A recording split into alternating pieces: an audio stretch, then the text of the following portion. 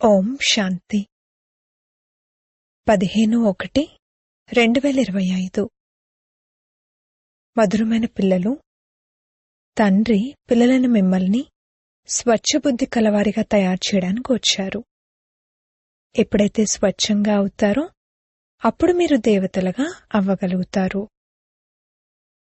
ప్రశ్న: ఈ డ్రామాలో తయారు చేయబడిన ప్లాన్ ఏది? దాని నుండి తండ్రి కూడా విముక్తులవ్వలేరు.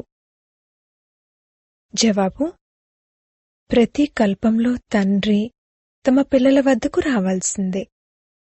పతితులైన దుఃఖితులైన పిల్లలను సుఖవంతులుగా తయారు చేయవలసిందే. డ్రామాలోని ఈ ప్లాన్ తయారై ఉంది.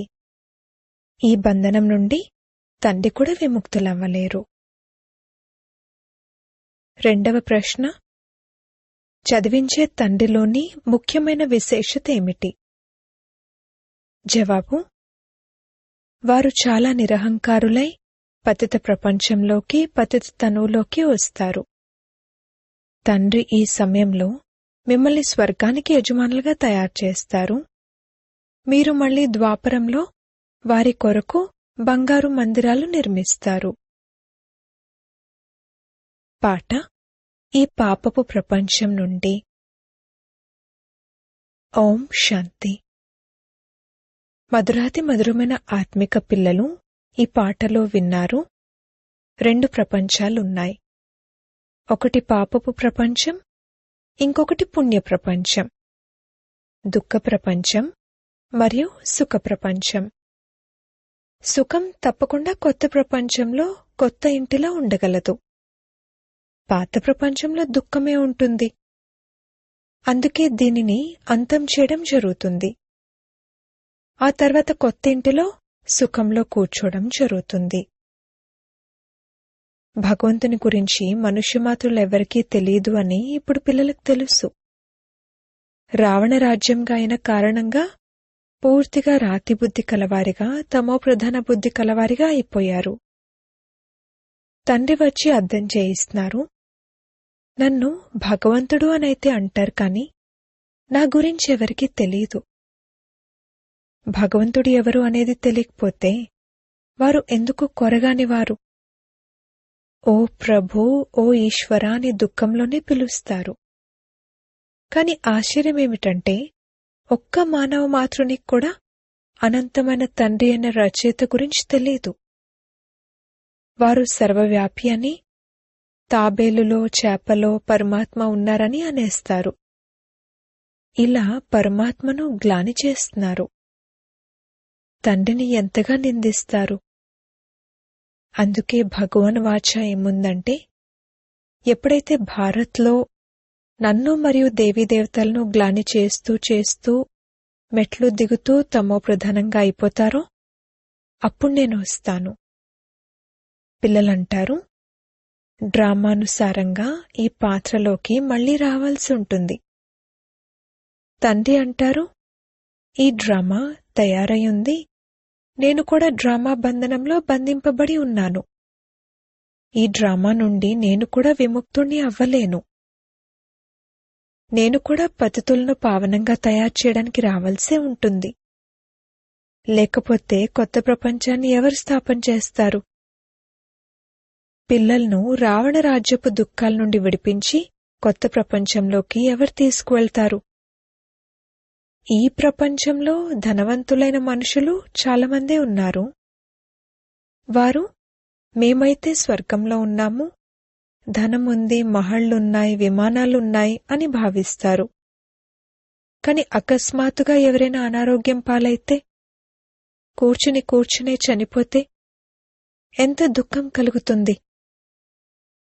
సత్యుగంలో ఎప్పుడూ అకాల మృత్యువులుండవని, దుఃఖం యొక్క మాటే ఉండదని వారికి తెలియదు. అక్కడ ఆయుష్ కూడా ఎక్కువగా ఉంటుంది. ఇక్కడైతే అకస్మాత్తుగా చనిపోతారు. సత్యుగంలో ఇటువంటి విషయాలు ఉండవు. అక్కడేముంటాయి? ఇది కూడా ఎవరికీ తెలీదు. అందుకే తండ్రి అంటారు, ఎంత తుచ్చబుద్ధి కలవారిగా ఉన్నారు. నేనొచ్చి వీరిని స్వచ్ఛబుద్ధి కలవారిగా తయారు చేస్తాను. రావణుడు రాతిబుద్ధి కలవారిగా తుచ్చబుద్ధి కలవారిగా తయారు చేస్తాడు. భగవంతుడు స్వచ్ఛబుద్ధి కలవారిగా తయారు చేస్తున్నారు. తండ్రి మిమ్మల్ని మనుషుల నుండి దేవతలుగా తయారు చేస్తున్నారు. పిల్లలందరూ మేము సూర్యవంశీ మహారాజా మహారాణులుగా తయారవడానికి వచ్చాము అని అంటారు. లక్ష్యముద్దేశం ఎదురుగా ఉంది. నరుడి నుండి నారాయణుడిగా అవ్వాలి. ఇది సత్యనారాయణుని కథ. మళ్లీ భక్తిలో బ్రాహ్మణులు కథలు వినిపిస్తూ ఉంటారు. నిజంగా ఎవరైనా నరుడి నుండి నారాయణుడిగా తయారవుతారా? మీరైతే నిజంగా నరుడి నుండి నారాయణుడిగా తయారయ్యేందుకు వచ్చారు. కొందరు మీ సంస్థ ఉద్దేశమేమిటి అని అడుగుతారు. నరుడి నుండి నారాయణుడిగా అవ్వడం ఇదే మా ఉద్దేశం అని చెప్పండి. కాని ఇదేమీ సంస్థ కాదు, ఇది పరివారము. తల్లి, తండ్రి మరియు పిల్లలు కూర్చునున్నారు. భక్తి మార్గంలోనైతే నీవే తల్లివి తండ్రివి అని పాడేవారు. ఓ మాతాపిత, మీరెప్పుడైతే వస్తారో అప్పుడు మేం మీ నుండి అపారమైన సుఖాన్ని తీసుకుంటాము, మేము విశ్వానికి యజమానిగా అవుతాము అని పాడేవారు. ఇప్పుడు మీరు విశ్వానికి యజమానులుగా అవుతారు కదా, అది కూడా స్వర్గానికి యజమానులుగా అవుతారు. ఓ భగవంతుడా రండి, మీరొస్తే మేం మీ నుండి ఎంతో సుఖాన్ని పొందుతాము అని ఎవరినైతే అర్థకల్పం స్మృతి చేశారో ఇప్పుడు అటువంటి తండ్రిని చూస్తే ఎంతగా సంతోషపు పాదరసం పైకెక్కాలి. ఈ అనంతమైన తండ్రి అయితే అనంతమైన వారసత్వాన్ని ఇస్తారు, అది కూడా 21 జన్మల కొరకు. తండ్రి అంటారు, నేను మిమ్మల్ని దైవీ సాంప్రదాయాలుగా తయారు చేస్తాను. రావణుడు ఆసురీ సాంప్రదాయాలుగా తయారు చేస్తాడు. నేను ఆది సనాతన దేవీదేవతా ధర్మాన్ని స్థాపన చేస్తాను. అక్కడ పవిత్రత కారణంగా ఆయుష్ కూడా ఎక్కువగా ఉంటుంది. ఇక్కడ ఉన్నది భోగి, అకస్మాత్తుగా మరణిస్తూ ఉంటారు. అక్కడ యోగం ద్వారా వారసత్వం లభించి ఉంటుంది. ఆయుష్ కూడా 150 సంవత్సరాలు ఉంటుంది. తమ సమయానికి ఒక శరీరాన్ని వదిలి ఇంకొకటి తీసుకుంటారు. ఈ జ్ఞానాన్ని తండ్రే కూర్చుని ఇస్తారు. భక్తులు భగవంతుణ్ణి వెతుకుతారు. శాస్త్రాలు చదవడం, తీర్థయాత్రలు మొదలైనవి చేయడం, ఇవన్నీ భగవంతుణ్ణి చేరుకునే మార్గాలుగా భావిస్తారు. తండ్రి అంటారు, అసలివి మార్గాలు కానే కావు. మార్గాన్నైతే నేనే తెలియజేస్తాను. అందులకు చేతికర్రైన ఓ ప్రభు రండి, మమ్మల్ని శాంతిధామానికి సుఖధామానికి తీసుకువెళ్ళండి అని మీరు అనేవారు. కావున తండ్రే సుఖధామపు మార్గాన్ని తెలియజేస్తారు. తండ్రి ఎప్పుడూ దుఃఖాన్ని ఇవ్వరు. తండ్రిపై అసత్యమైన ఆరోపణలు వేశారు. ఎవరైనా మరణిస్తే భగవంతునిపై నిందలు వేయడం మొదలుపెడతారు. తండ్రి అంటారు, నేనెవరినైనా హతమార్చుతానా లేక దుఃఖాన్నిస్తానా? ప్రతి ఒక్కరిది తమ తమ పాత్ర. నేను ఏ రాజ్యాన్నైతే స్థాపన చేస్తానో అక్కడ అకాల మృత్యువులు, దుఃఖము మొదలైనవి ఎప్పుడూ ఉండవు. నేను మిమ్మల్ని సుఖధామానికి తీసుకువెళ్తాను. పిల్లల రోమాలు నిక్కబొడ్చుకోవాలి. ఓహో, బాబా మమ్మల్ని పురుషోత్తములుగా తయారు చేస్తున్నారు. సంగమయుగాన్ని పురుషోత్తమ యుగమని అంటారని మనుషులకు తెలీదు. భక్తి మార్గంలో భక్తులేమో పురుషోత్తమ మాసం మొదలైనవి కూర్చుని తయారు చేశారు. వాస్తవానికి ఇది పురుషోత్తమ యుగం. ఈ సమయంలో తండ్రి వచ్చి ఉన్నతోన్నతులుగా తయారు చేస్తారు. ఇప్పుడు మీరు పురుషోత్తములుగా అవుతున్నారు. అందరికన్నా ఉన్నతోన్నతులైన పురుషోత్తములు లక్ష్మీనారాయణలే. మనుషులైతే ఏమీ అర్థం చేసుకోరు. ఎక్కే కళలోకి తీసుకువెళ్లేది ఒక్క తండ్రే. మెట్ల చిత్రంపై ఎవరికైనా అర్థం చేయించడం చాలా సహజం. తండ్రి అంటారు, ఇప్పుడిక నాటకం పూర్తయింది, ఇక ఇంటికి పదండి. ఇప్పుడీ పాత చీచీ శరీరాన్ని వదలాలి. మీరు ముందు కొత్త ప్రపంచంలో సతోప్రధానంగా ఉండేవారు. మళ్లీ 84 జన్మలను అనుభవించి తమో ప్రధానులుగా శూద్రులుగా అయిపోయారు. ఇప్పుడు మళ్లీ శూద్రుల నుండి బ్రాహ్మణులుగా అయ్యారు. ఇప్పుడు తండ్రి భక్తి ఫలాన్ని ఇవ్వడానికి వచ్చారు. తండ్రి సత్యుగంలో ఫలాన్ని ఇచ్చారు. తండ్రి సుఖదాత. పతితపావనుడైన తండ్రి వస్తే మొత్తం ప్రపంచంలోని మానుష్య మాతృలనే కాక ప్రకృతిని కూడా సతోప్రధానంగా తయారు చేస్తారు. ఇప్పుడైతే ప్రకృతి కూడా తమోప్రధానంగా ఉంది. ధాన్యం మొదలైనవి లభించనే లభించవు. వాళ్ళు మేమీ పథకాలు వేస్తున్నాం కావున వచ్చే సంవత్సరం చాలా ధాన్యం పండుతుంది అని భావిస్తారు, కాని ఏమీ జరగదు. ప్రకృతి వైపరీత్యాలను ఎవరేం చేయగలరు? కరువు ఏర్పడుతుంది, భూకంపాలొస్తాయి, రోగాలొస్తాయి, రక్తపు నదులు ప్రవహిస్తాయి. ఇది అదే మహాభారత యుద్ధం. ఇప్పుడు తండ్రి అంటారు, మీరు మీ వారసత్వాన్ని పొందండి. నేను పిల్లలైన మీకు స్వర్గవారసత్వాన్ని ఇవ్వడానికి వచ్చాను. మాయా రావణుడు శాపాన్నిస్తాడు, నరక వారసత్వాన్ని ఇస్తాడు. ఇది కూడా నాటకంగా తయారై ఉంది. తండ్రి అంటారు, డ్రామానుసారంగా నేను కూడా శివాలయాన్ని స్థాపన చేస్తాను. ఈ భారత్ శివాలయంగా ఉండేది ఇప్పుడు వేశ్యాలయంగా ఉంది. విషయసాగరంలో మునకలు వేస్తూ ఉంటారు. బాబా మనల్ని శివాలయంలోకి తీసుకువెళ్తారని ఇప్పుడు పిల్లలైన మీకు తెలుసు కావున ఆ సంతోషం ఉండాలి కదా. మమ్మల్ని అనంతమైన భగవంతుడు చదివిస్తున్నారు. తండ్రి అంటారు, నేను మిమ్మల్ని విశ్వానికి అధిపతులుగా తయారు చేస్తాను. భారతవాసులకు తమ ధర్మం గురించే తెలియదు. మన వంశం అన్నింటికన్నా పెద్దది. దీని నుండి ఇతర వంశాలు వెలువడతాయి. ఆది సనాతనమైనది ఏ ధర్మం, ఏ వంశం అన్నది అర్థం చేసుకోరు. ఆది సనాతనమైనది దేవీదేవతా ధర్మం వారి వంశం. ఆ తర్వాత రెండవ శ్రేణిలో చంద్రవంశం. ఆ తర్వాత ఇస్లాం ధర్మం వారి వంశం. ఆ మొత్తం వృక్షం యొక్క రహస్యాన్ని ఇంకెవ్వరూ అర్థం చేయించలేరు. ఇప్పుడు చూడండి, ఎన్ని ధర్మాలున్నాయి, శాఖోపశాఖలు ఎన్ని ఉన్నాయి. ఇది వెరైటీ ధర్మాల వృక్షం. ఈ విషయాలను తండ్రే వచ్చి బుద్ధిలో వేస్తారు. ఇది చదువు. దీనిని రోజు చదవాలి. భగవన్వాచ, నేను మిమ్మల్ని రాజులకే రాజులుగా తయారు చేస్తాను. వినాశీ ధనాన్ని దానం చేయడం ద్వారా పతిత రాజులుగా అవ్వచ్చు. నేను మిమ్మల్ని ఎంత పావనంగా తయారు చేస్తానంటే ఇక మీరు 21 జన్మల కొరకు విశ్వానికి యజమానులుగా అవుతారు. అక్కడెప్పుడూ అకాల మృత్యు సంభవించదు. తమ సమయానికి శరీరాన్ని వదులుతారు. పిల్లలైన మీకు డ్రామా రహస్యాన్ని కూడా తండ్రి అర్థం చేయించారు. ఆ బయోస్కోప్లు, సినిమాలు, డ్రామాలు మొదలైనవి వెలువడడంతో ఈ విషయం గురించి అర్థం చేయించడం కూడా సహజమవుతుంది. ఈ రోజుల్లోనైతే ఎన్నో డ్రామాలు మొదలైనవి చాలా తయారు చేస్తున్నారు. మనుషులకు చాలా అభిరుచి ఏర్పడింది. అవన్నీ హద్దులోనివి. ఇది అనంతమైన డ్రామా. ఈ సమయంలో మాయ ఆర్భాటం చాలా ఉంది.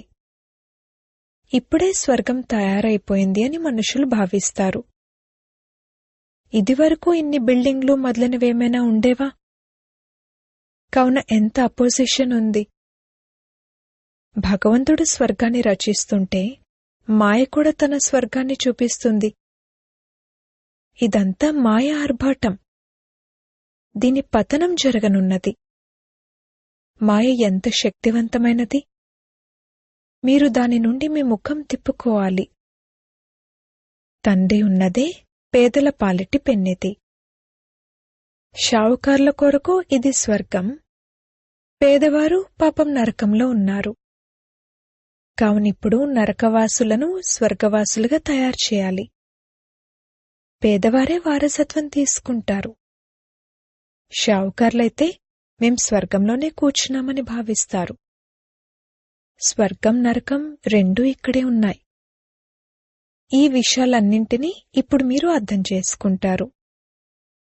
భారత్ ఎంత బికారిగా అయిపోయింది. భారతే ఎంత షావుకారుగా ఉండేది.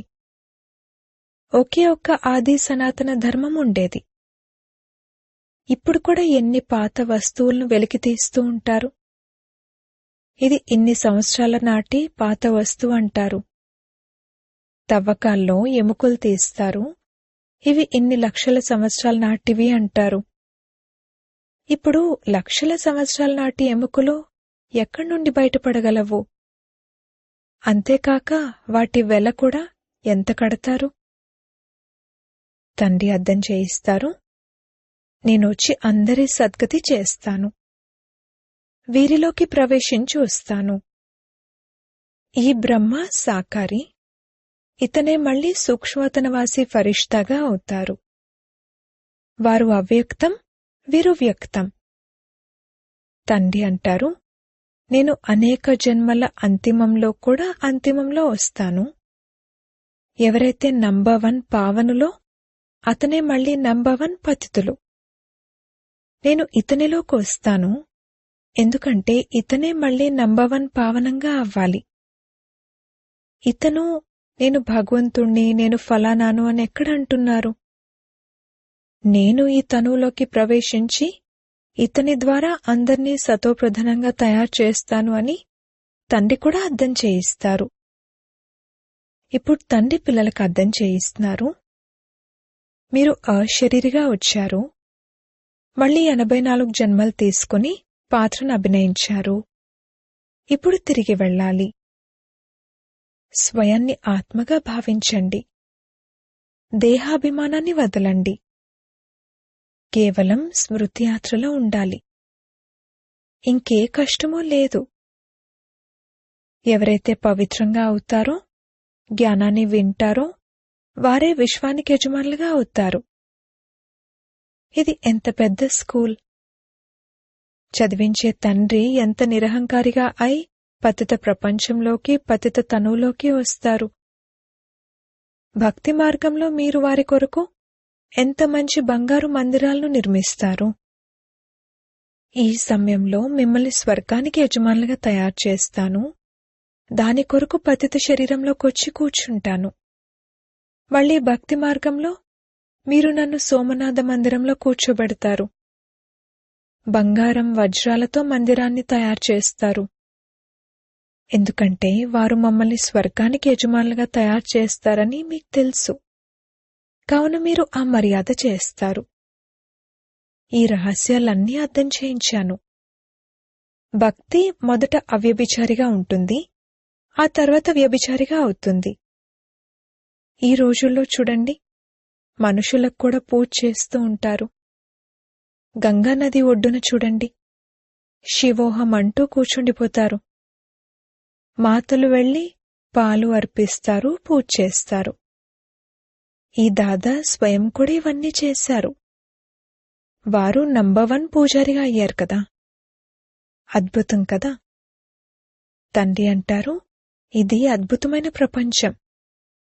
స్వర్గం ఎలా తయారవుతుంది, నరకం ఎలా తయారవుతుంది, ఈ రహస్యాలన్నీ పిల్లలకు అర్థం చేయిస్తూ ఉంటారు. ఈ జ్ఞానమైతే శాస్త్రాల్లో లేదు. అవన్నీ తత్వజ్ఞానానికి సంబంధించిన శాస్త్రాలు. ఇది ఆధ్యాత్మిక జ్ఞానం. దీనిని ఆత్మిక తండ్రి లేక బ్రాహ్మణులైన మీరు తప్ప ఇంకెవ్వరూ ఇవ్వలేరు.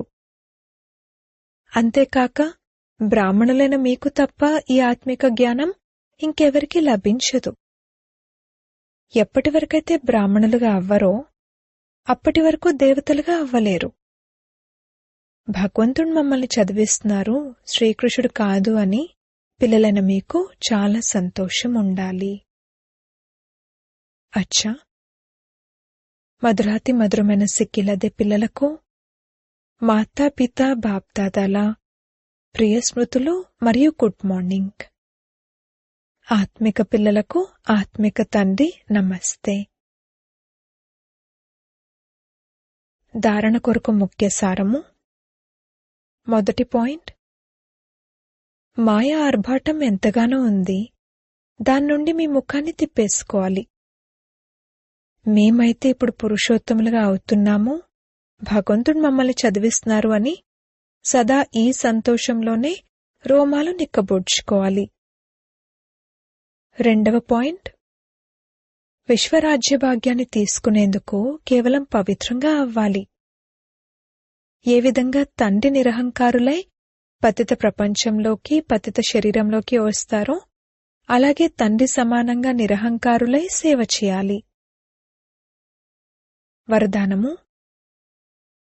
ఒక్కరితో సర్వ సంబంధాలను నిర్వర్తించే, సర్వ ఆధారాల నుండి ముక్తులుగా ఉండే సంపూర్ణ ఫరిష్తా భవ. ఏదైనా పదార్థాన్ని వండేటప్పుడు అది తయారైపోతే అంచులు వదిలేస్తుంది. అలాగే ఎంతగా సంపన్న స్థితికి సమీపంగా వస్తూ ఉంటారో అంతగా సర్వుల నుండి అతీతంగా అవుతూ ఉంటారు.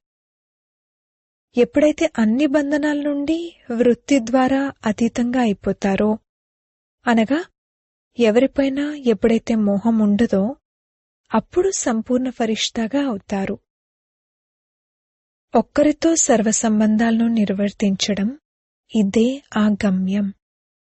దీని ద్వారానే అంతిమ ఫరిష్తా జీవితపు గమ్యం సమీపంగా అనుభవం చేసుకుంటారు. బుద్ధి భ్రమించడం ఆగిపోతుంది. స్లోగన్. స్నేహం ఎటువంటి అయస్కాంతమంటే అది గ్లాని చేసేవారిని కూడా సమీపంగా తీసుకొస్తుంది. మీ శక్తిశాలి మనసా ద్వారా సకాష్ ఇచ్చే సేవ చేయండి. మనసా సేవ కొరకు మనసు, బుద్ధి వ్యర్థం ఆలోచించడం నుండి ముక్తి అవ్వాలి. మన్మనాభవ మంత్రం యొక్క సహజ స్వరూపులుగా అవ్వాలి. ఏ శ్రేష్ఠ ఆత్మల యొక్క శ్రేష్ఠ మనసా అనగా సంకల్పాలు శక్తిశాలిగా ఉంటాయో, శుభభావన శుభకామన కలిగి ఉంటాయో వారు మనసా ద్వారా శక్తుల దానాన్ని ఇవ్వగలరు. ఓం శాంతి.